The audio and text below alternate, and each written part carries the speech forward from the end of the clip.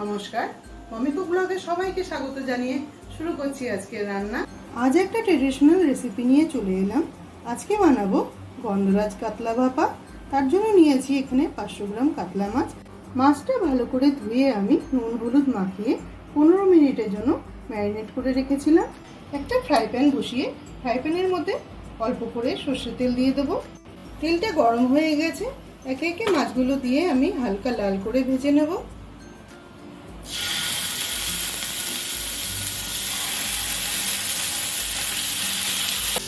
মাছগুলো হালকা লাল করে আমি ভেজে নিলাম। এবার আমি তুলে নেব।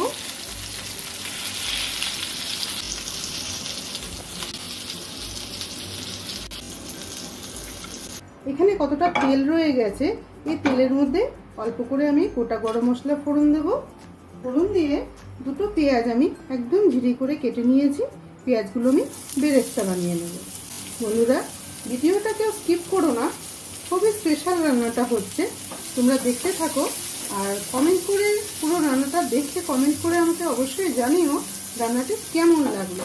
আশা করি তোমাদের খুব ভালো লাগবে। যে কোনো তোমরা কোনো ভালো একটা অকেশনে বাড়িতে তোমরা বানিয়ে ফেলতে পারো এই রান্নাটি।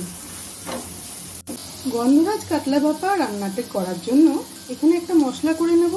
এখানে আমি নিয়েছি 2 চামচ টক দই, 1 চামচ নিয়েছি সাদা সর্ষে, 2 চামচ কালো সর্ষে। এখানে কাঁচা পাকা লঙ্কা নিয়েছি কয়েকটা, আর অল্প পরিমাণে আমি এখানে নারকেল নিয়েছি, যেটা খোসাটা আমি পেছন দিয়ে যে চোকলাটা আছে সেটা আমি ফেলে দিয়েছি। এগুলোর একটা মিহি পেস্ট বানিয়ে নেব। মশলাটা আমার হয়ে গেছে।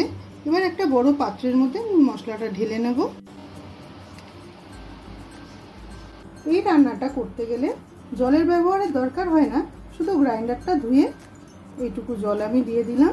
এবার এর মধ্যে দিয়ে দেবো পরিমাণ মতো নুন, হলুদ গুঁড়ো, দেবো সর্ষের তেল। এখানে আমি 2 চামচ সর্ষের তেল দিয়ে দিচ্ছি।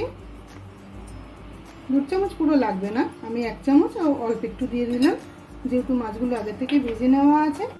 ভালো করে মিশিয়ে নেব। আগে থেকে ভেজে রাখা মাছগুলো এর মধ্যে দিয়ে দেব।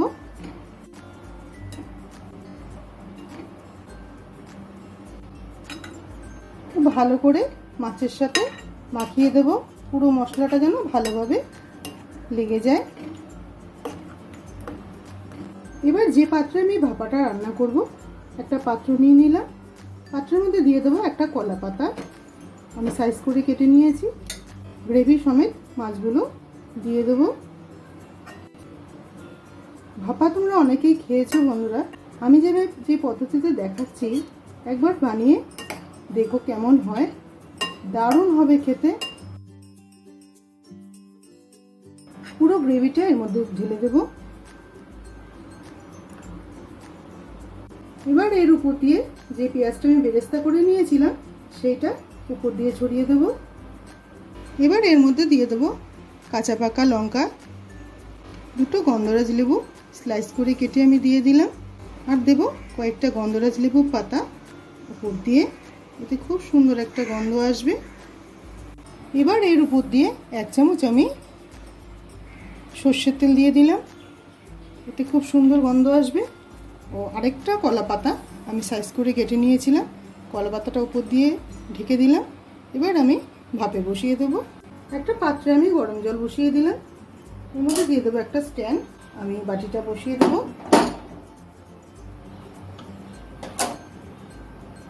এবার আমি ঢাকা দিয়ে দেবো। গ্যাসের আঁচটাকে বাড়িয়ে দিয়ে 10 মিনিটের জন্য আমি ঢাকা দিয়ে দিলাম। 10 মিনিটের জন্য হাই ফ্লেমে আমি ঢেকে দিয়েছিলাম।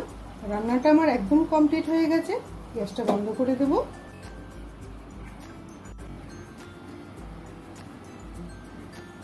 কত সুন্দর তৈরি হয়ে গেছে দেখো বন্ধুরা। বাড়িতে যে কোনো অনুষ্ঠানে তোমরা অবশ্যই বানিয়ে খেতে পারো এইরকম গন্ধরাজ কাতলা ভাত। এবার আমি নামিয়ে সার্ভ করব। সার্ভ করে দেখাচ্ছি তোমাদের কত সুন্দর হয়েছে।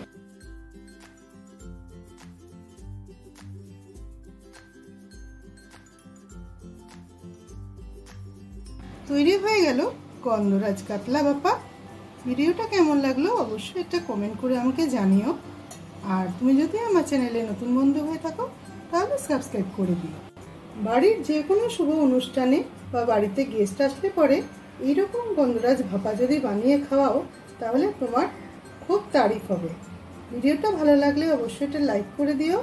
দেখা হচ্ছে অন্য কোনো নতুন রেসিপি নিয়ে। সবাই ভালো থেকো।